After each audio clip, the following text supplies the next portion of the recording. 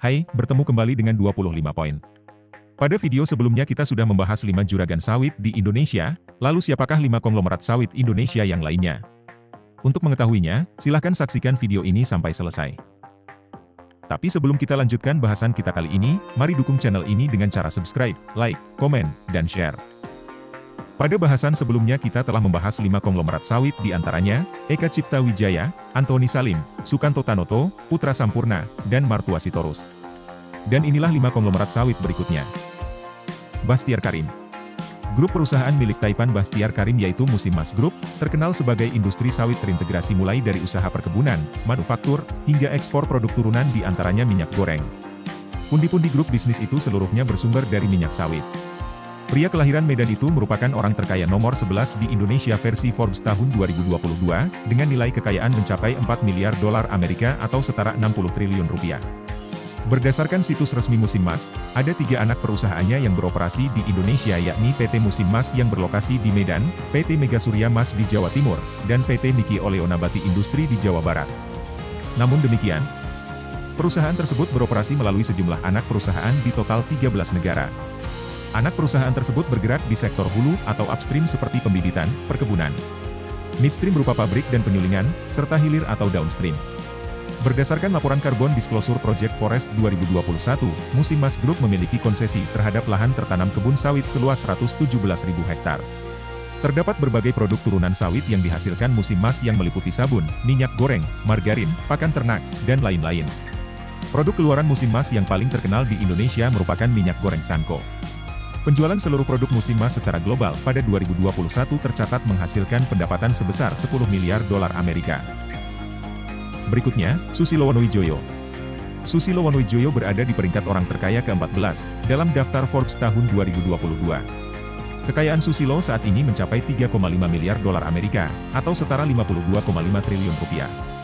Susilo Wonowijoyo dan keluarganya, terkait dengan bisnis rokok gudang garam di Kediri, Jawa Timur. Susilo merupakan anak ketiga dari Surya Wonowijoyo, pendiri dari perusahaan rokok gudang garam Kediri. Sejak 2008, Susilo menggantikan Rahman Halim Wonowijoyo memimpin Gudang Garam Group. Di bawah kepemimpinannya perusahaan tersebut terus berkembang. Bisnis gudang garam tak hanya rokok, tapi juga menjadi pengembang jalan tol dan bandara di Kediri. Belakangan dia juga masuk ke bisnis kelapa sawit. Keluarga Wonowijoyo melakukan hal yang sama seperti yang dilakukan keluarga Sampurna, yaitu melebarkan sayap bisnisnya, dan kelapa sawit menjadi bidang pilihannya setelah sukses dengan bisnis rokoknya. Susilo masuk ke bisnis perkebunan kelapa sawit lewat perusahaannya PT Matahari Kahuripan Indonesia atau Makin Group. Perusahaan miliknya tersebar di Provinsi Jambi dan Kalimantan Tengah. Bisnis kelapa sawit merebak setelah tahun 2000-an. Banyak perusahaan raksasa kelapa sawit dengan perkebunannya yang luas bermunculan di Indonesia. Biasanya raksasa kelapa sawit ini sudah bermain sejak era 1990-an. Termasuk keluarga Wonowijoyo. Konglomerat sawit berikutnya ada Theodore Rahmat. Theodore Rahmat berada di posisi 16 orang terkaya versi Forbes tahun 2022. Adapun kekayaannya saat ini tercatat sebesar 3,3 miliar dolar Amerika atau setara 49 triliun rupiah. Theodore Rahmat yang akrab dipanggil dengan Teddy ini mendirikan grup Triputra pada 1998. Saat ini, grup tersebut memiliki 4 lini bisnis, termasuk agribisnis, manufaktur, dan pertambangan. Dia menjalankan bisnis sawitnya melalui PT Triputra Agro Persada. Awalnya ia dikenal dengan kiprahnya sebagai pimpinan grup Astra, perusahaan yang didirikan oleh pamannya William Suryatjaya. Ia memulai karirnya sebagai sales Astra pada tahun 1968, setelah dia lulus, ia masuk sebagai karyawan PT Astra.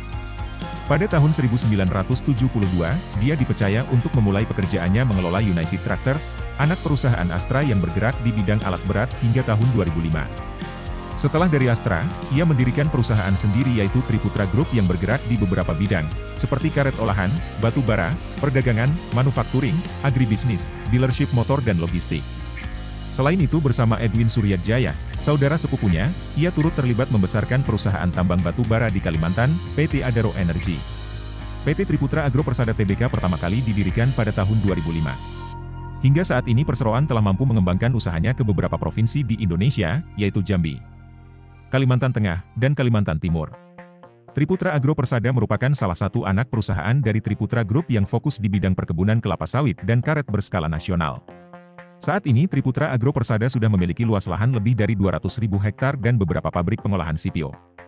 Lahan yang dikembangkan tersebar di wilayah Provinsi Jambi, Kalimantan Tengah, Kalimantan Timur dan Kalimantan Barat yang didukung oleh lebih dari 15.000 karyawan. Selanjutnya, Ciliandra Fangiono. Ciliandra merupakan orang terkaya paling muda dalam daftar 50 orang terkaya di Indonesia versi Forbes tahun 2022.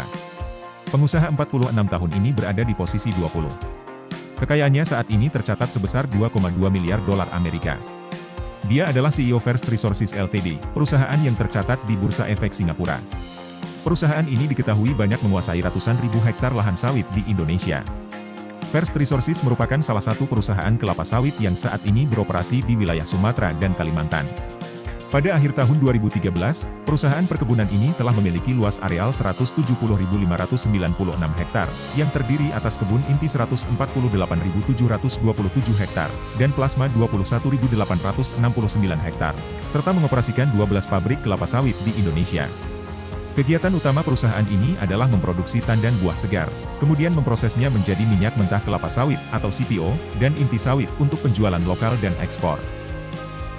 Dan yang berikutnya adalah Arini Subianto. Dalam daftar Forbes tahun 2022, Arini berada di peringkat ke-28 orang terkaya di Indonesia. Sementara saat ini, kekayaannya tercatat senilai 1,5 miliar dolar Amerika atau sekitar 23,4 triliun rupiah.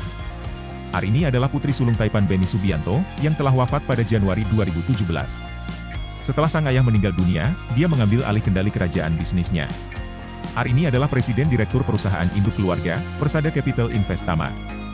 Dia mengawasi investasi Persada Capital Investama di produk pengolahan kayu dan kelapa sawit, hingga karet dan batu bara. Saat ini Arini Subianto menjabat sebagai komisaris di perusahaan perkebunan kelapa sawit dan kayu, yaitu PT Dharma Satya Nusantara Tbk. Ia menjabat sebagai komisaris perseroan sejak Maret 2017. Sektor perkebunan dan pabrik pengolahan kelapa sawit merupakan segmen bisnis utama Dharma Satya Nusantara dalam beberapa tahun terakhir ini. Segmen kelapa sawit memberikan kontribusi pendapatan di atas 80% dari total pendapatan perseroan. Masuknya perseroan ke dalam sektor usaha kelapa sawit tak lepas dari pesatnya perkembangan industri kelapa sawit dan produk turunannya akibat meningkatnya permintaan minyak nabati global. Perseroan mengambil peluang tersebut dan berhasil membuahkan kesuksesan sehingga menjadi salah satu perusahaan terkemuka dalam bidang industri pengolahan kelapa sawit. Hingga 2022, total area tertanam untuk kebun kelapa sawit Dharma Satya Nusantara, termasuk inti dan plasma mencapai 112.500 hektar, dengan area produktif mencapai 106.000 hektar. Saat ini, perusahaan memiliki 12 pabrik kelapa sawit dengan kapasitas mencapai 675 ton per jam. Demikianlah bahasan kita kali ini mengenai para juragan sawit Nusantara. Semoga dapat menambah wawasan dan pengetahuan.